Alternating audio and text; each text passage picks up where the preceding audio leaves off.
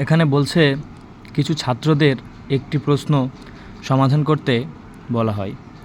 2/3 অংশ সঠিক সমাধান করে এবং 1/6 অংশ ভুল করে এবং অবশিষ্ট 12 জন ছাত্র চেষ্টাই করেনি। তাহলে মোট ছাত্র সংখ্যা কত? আমরা যদি এখানে মোট ছাত্র সংখ্যাকে 100 ধরে নিই, তাহলে তার 2/3 অংশ সঠিক সমাধান করছে। দেখো, ধরি মোট জনসংখ্যা সমান সমান 100, তাহলে এই 100-র 2/3 অংশ সঠিক সমাধান করছে, তাহলে কত হচ্ছে? 200/3। আর 100-রই 1/6 অংশ ভুল করে, তাহলে 100 গুণ 1/6, তাহলে কত হচ্ছে? 100/6। তাহলে আমরা পেয়ে গেলাম 200/3 আর 100/6।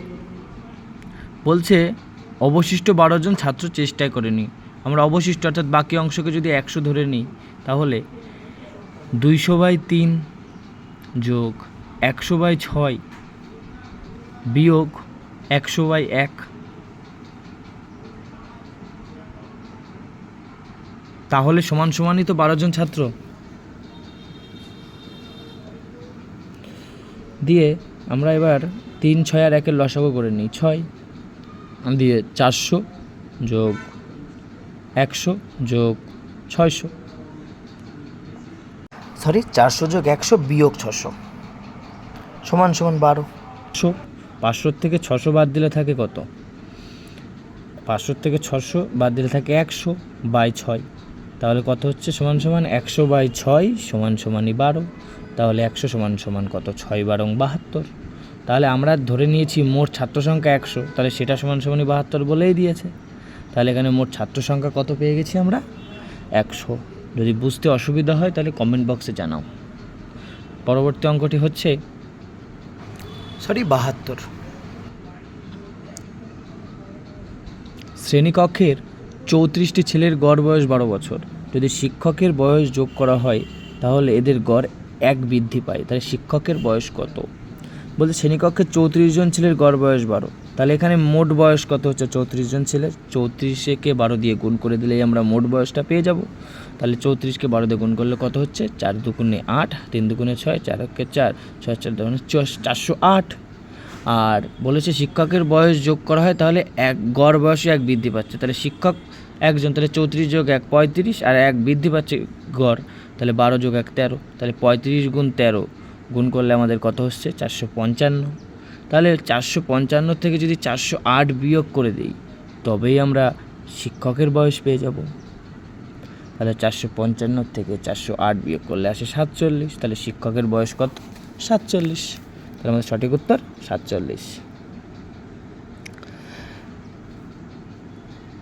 বলছে একটি দ্রব্যের ক্রয় মূল্য দ্রব্যটির ধার্য মূল্যের 64%। যদি 4% ছাড় দেওয়া হয় তাহলে লাভের শতকরা হার কত? এখানে যদি আমরা মার্কেট প্রাইস, সেলিং প্রাইস আর কস্ট প্রাইস ধরে নিই, মার্কেট প্রাইস অর্থাৎ ধার্য মূল্য, সেলিং প্রাইস অর্থাৎ বিক্রয় মূল্য, আর কস্ট প্রাইস অর্থাৎ ক্রয় মূল্য। বলেছে ধার্য মূল্যের 64% হচ্ছে ক্রয় মূল্য। যদি আমরা ধার্য মূল্যকে 100 ধরে নিই তাহলে ক্রয় মূল্য 64। বলছে যদি 4% ছাড় দেওয়া হয়, আমরা জানি লাভ বা ক্ষতি বা ছাড় সবসময় কিসের ওপর দেওয়া হয়? ছাড় সবসময় আমরা ধার্য মূল্যের ওপরই দিই। তাহলে 96 4% ছাড় দিয়ে। তাহলে আমরা যদি 96 থেকে 64 বাদ দিই 32, তাহলে এটাই আমাদের লাভ। 64 টাকায় কিনে এসে 96 টাকায় বিক্রি করছে, তাহলে লাভ কত হচ্ছে? 32 টাকা কার ওপর? 64 টাকার ওপর, ইন্টু 100% দিয়ে কাটাকাটি করলে আমাদের আসছে কত? 50%। তাহলে আমাদের সঠিক উত্তর 50।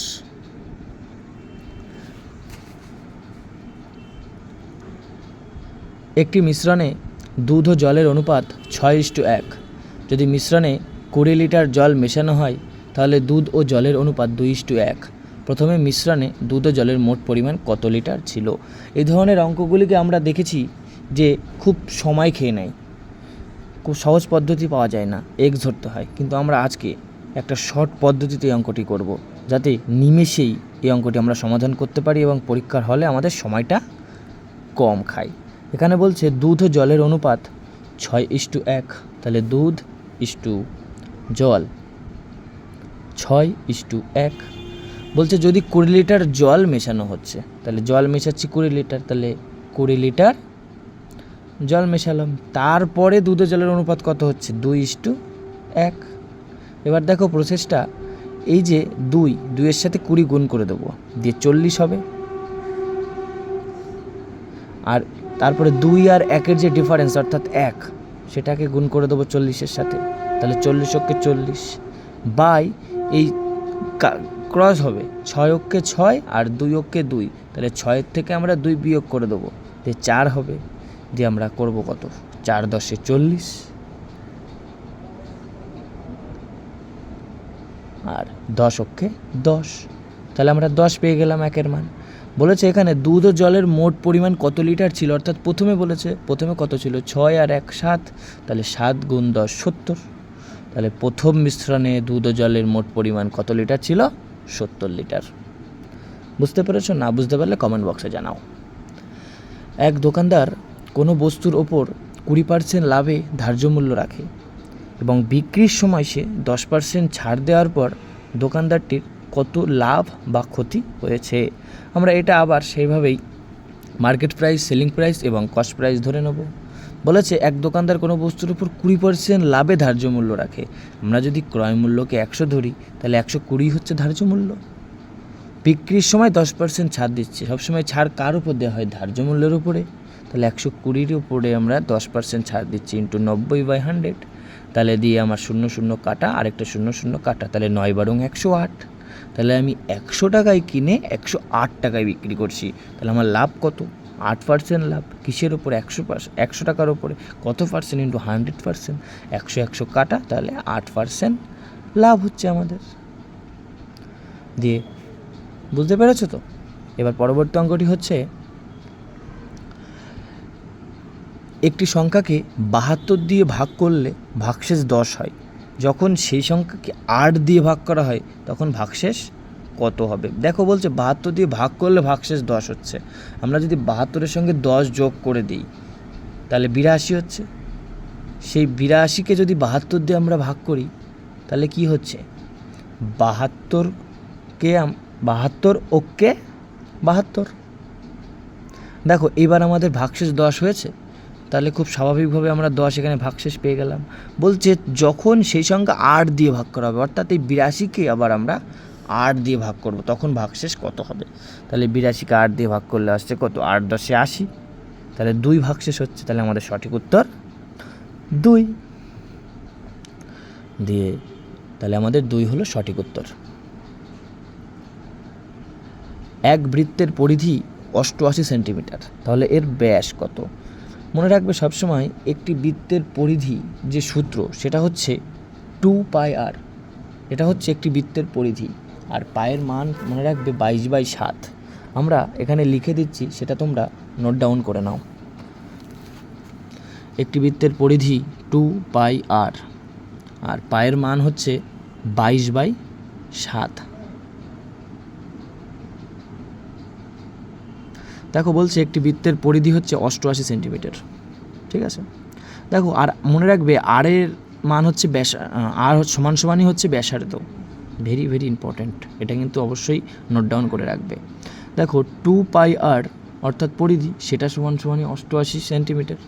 তাহলে 2 × 22/7 × r সমান 88। তাহলে 22 দিয়ে 88 কাটলে 4, তাহলে হচ্ছে আমার কত? 2r সমান 28। তাহলে আর এর মান কত হয়? আর এর মান 14। আর মনে রাখবে ব্যাসার্ধ হচ্ছে আর, তাহলে আমরা ব্যাসার্ধ যদি আমাদের 14 হয়, তাহলে স্বাভাবিক ব্যাস কত হবে? 28। অর্থাৎ আর যদি 14 হয়, তাহলে 2r কত? 28। তাহলে আমরা ব্যাস কত পেয়ে গেলাম? 28। আর ব্যাসার্ধ যদি আমাদেরকে চাই, তাহলে আমরা কত পাবো এখানে? 14। তাহলে আমাদের সঠিক উত্তর কত হচ্ছে এখানে? 28।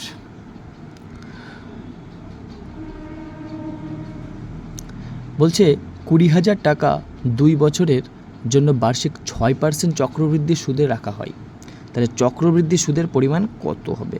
মনে রাখবে চক্রবৃদ্ধি সুদটা হচ্ছে টাকার ওপরে টাকা, তারপর আবার টাকা, এইভাবে বাড়তে থাকে। দেখো আমরা 6% বলেছে, তাহলে 6কে আমরা পার্সেন্ট দিয়ে কাটাকাটি করলে আমাদের কত আসছে 3/50। মনে রাখবে যে আসল ছিল আগে 50 টাকা, যে চক্রবৃদ্ধি সুদে সেটা 53 টাকা হয়ে গেছে। দিয়ে 2 বছর বলেছে, তাহলে 50 টাকা আবার 53 টাকায় হয়ে গেছে। দিয়ে আমরা গুণ করব 2500 টাকা, এটা হচ্ছে আসল।